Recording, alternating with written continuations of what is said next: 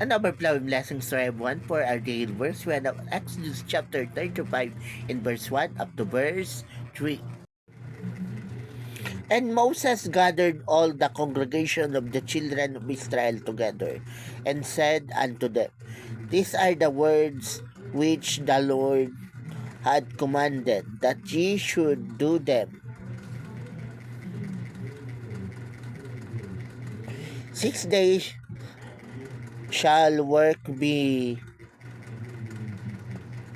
6 days shall work be done, but on the seventh day there shall be to you an holiday, a Sabbath of rest to the Lord. Whosoever doeth work therein shall be put to death. Ye shall kindle no fire throughout your habitation upon the Sabbath day. So, this passage is about the command of the Lord for the day of rest, for the day of Sabbath. So, that let us be clear that the one that is mentioned in this passage is the day of Sabbath. So, it is practiced during the time of Moses. Other Bible scholar says that the Sabbath is Saturday. Others says it's Sunday.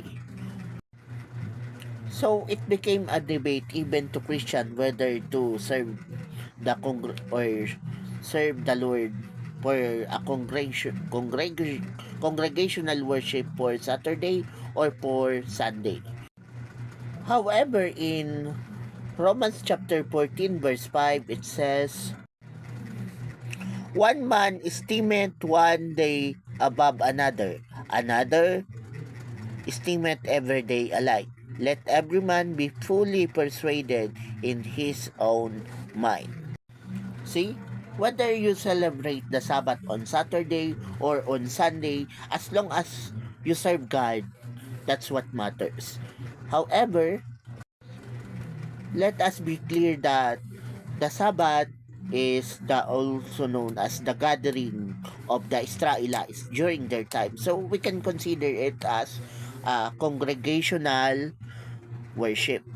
So they serve the Lord as a whole nation in worshiping and in praising Him.